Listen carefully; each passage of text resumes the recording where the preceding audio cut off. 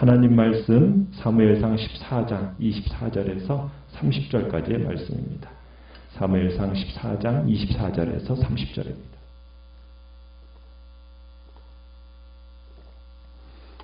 (14장 24절입니다) 이날에 이스라엘 백성들이 피곤하였으니 이는 사울이 백성에게 맹세시켜 경계하여 이르기를 저녁 곧 내가 내 원수에게 보복하는 때까지 아무 음식물이든지 먹는 사람은 저주를 받을지어다 하였습니다. 그러므로 모든 백성이 음식물을 맛보지 못하고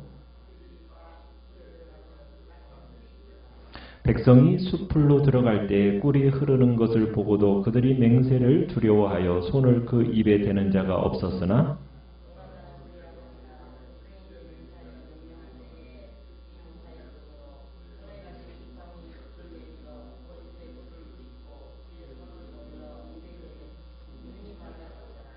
그때 백성 중 한 사람이 말하여 이르되 당신의 부친이 백성에게 맹세하여 엄히 말씀하시기를 오늘 음식물을 먹는 사람은 저주를 받을지어다 하셨나이다. 그러므로 백성이 피곤하였나이다 하니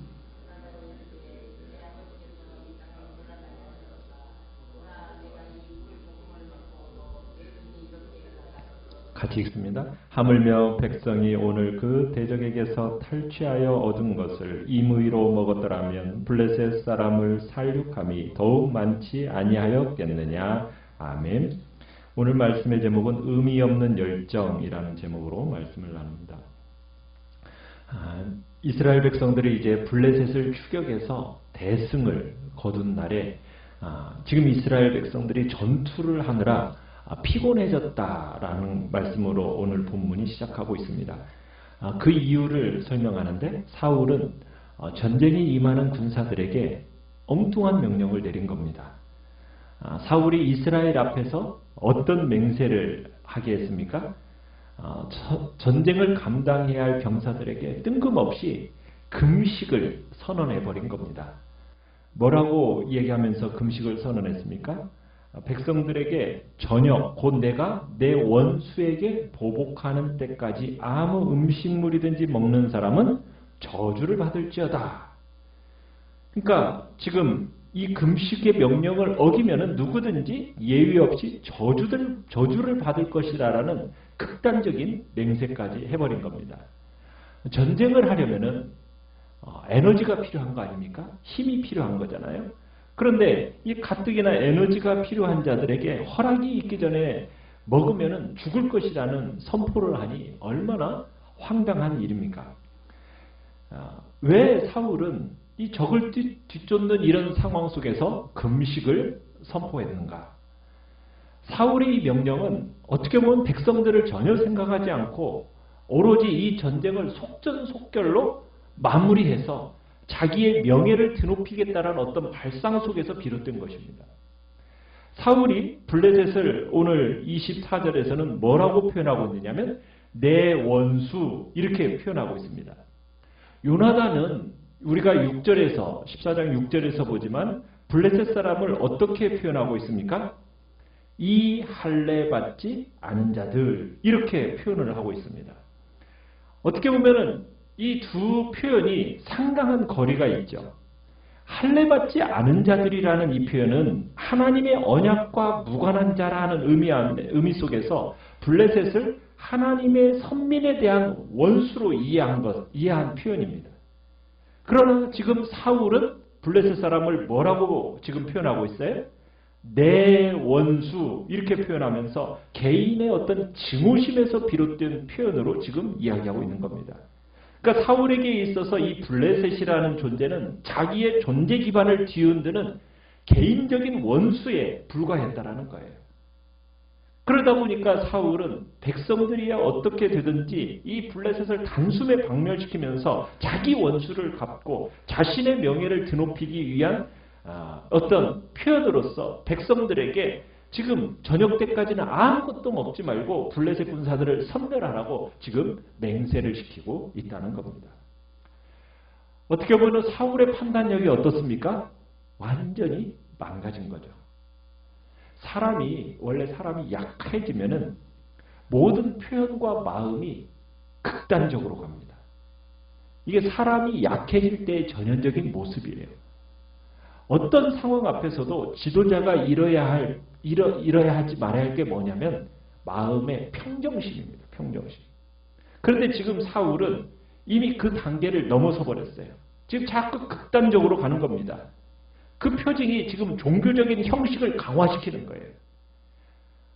지금 곧바로 가서 하나님께서 허락하신 이 성전, 거룩한 전쟁이 일어나고 있으면 곧바로 전쟁에 참여해야 되는데 뜬금없이 하나님의 궤를 가지고 오라고 하질 않는가. 또 그것도 성에 안 차니까 또 뭐예요? 금식을 선언하지 않는가. 그 금식을 선언하면서도 극단적인 그런 저주의 말까지 합니다. 신앙이 성숙한 사람은요, 극단적인 표현을 안 씁니다. 절대, 결단코, 단연코, 뭐 죽어도 이런 표현을 하지 않아요. 항상 어떤 여지를 두는 겁니다. 아, 그럴 수도 있겠구나 하는 어떤 여지를 두는 말을 하는 것이 신앙의 성숙한 자의 모습이에요. 그러나 신앙이 성숙하지 못한 사람들은 그 말의 표현에 있어서 극단적인 표현과 함께 그리고 되게 화를 내면서 파르르 떱니다. 그러면은 안 된다는 거죠. 오히려 그 문턱에 자기가 걸려 넘어집니다. 지금 우리는 요나단의 대범한 선제 공격으로 인해서 지금 블레셋 진영이 혼돈에 이르게 되었어요. 사울의 부하들이 이것을 보고서는 전투에 함께 가세했고 이스라엘은 블레셋을 이기고 승리할 수 있는 어떤 틀을 지금 잡게 되었어요. 그런데 지금 블레셋을 추격해서 대승을 거두는 이날에 이스라엘 백성들은 전투를 하느라고 지금 피곤해져 버렸어요. 그 이유가 뭐예요? 사울이 지금 참전하는 백성들에게 승리할 때까지는 절대로 아무 음식도 먹지 말라고 맹세시켜버렸고 지금 모든 백성들이 음식물을 맛보지 못하다 보니까 그 힘이 지금 탈진되어져 버린 거예요.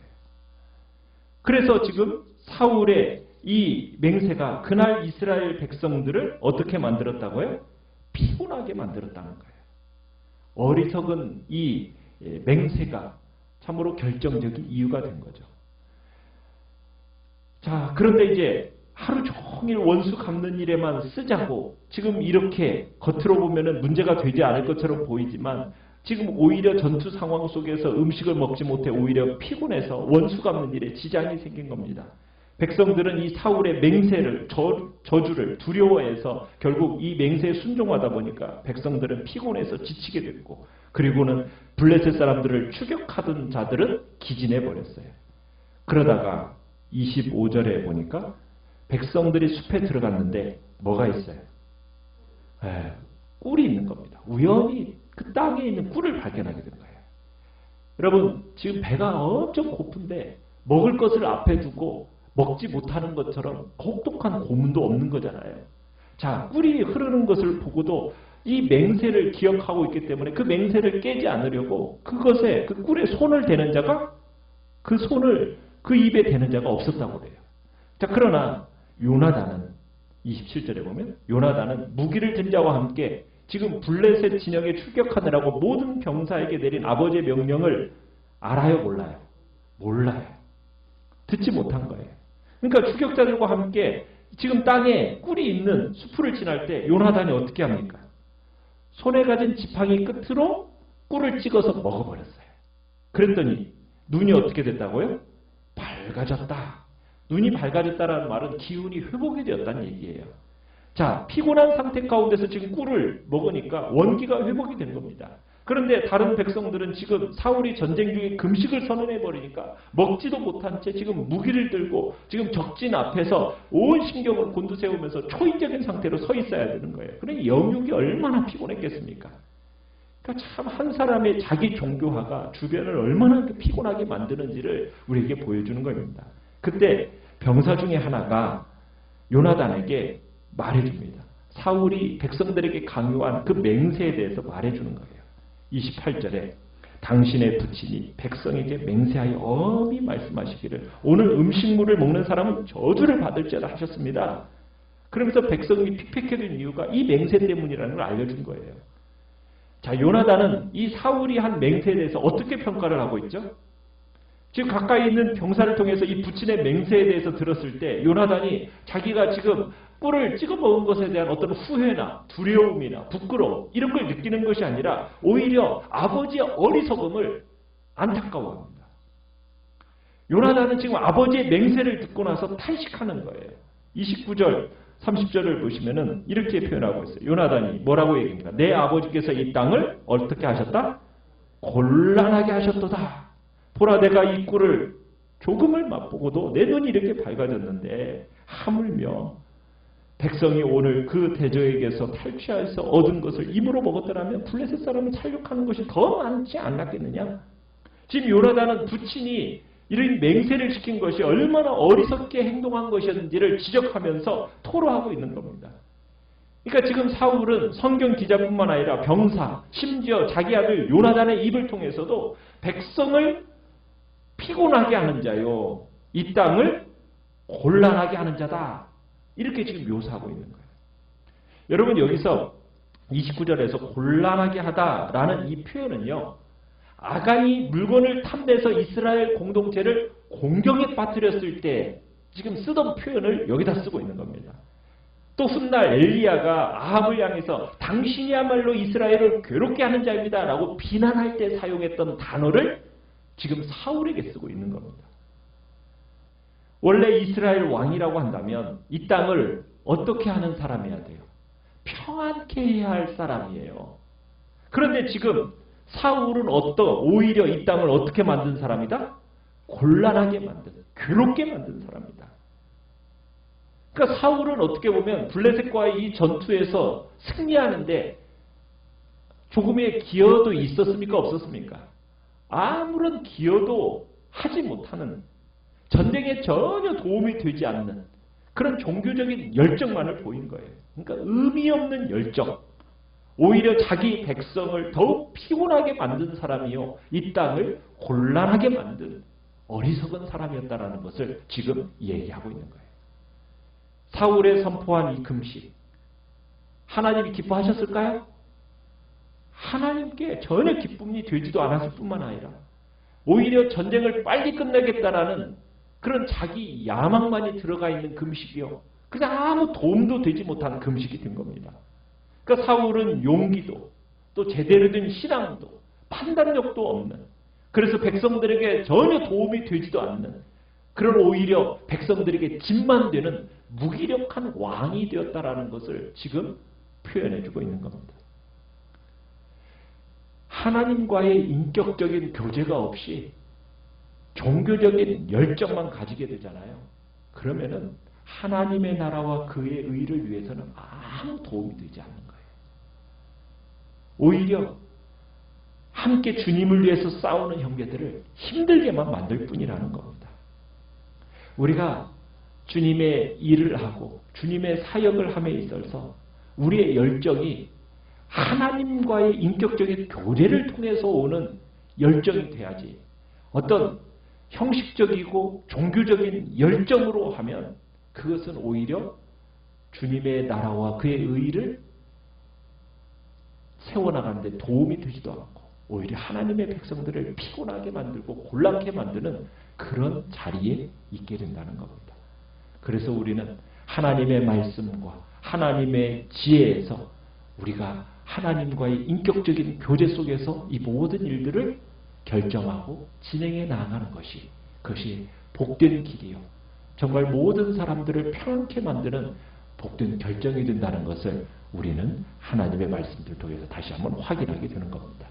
그래서 오늘 우리는 참으로 우리의 삶에 있어 그냥 종교적인 열정으로 일들을 진행해 나가는 것이 아니라 그것이 오히려 나의 그릇된 열정이 되어서 많은 사람들을 피곤하게 만들고 참으로 그 공동체를 곤란케 만드는 그런 어리석은 자리에 있는 것이 아니라 우리의 삶은 정말 하나님의 지혜와 하나님의 마음으로 살아가는 그런 복된 마음으로 우리의 삶을 선하게 이끌어가는 복된 자리, 복된 결정들이 우리 안에 있기를 간절히 바랍니다.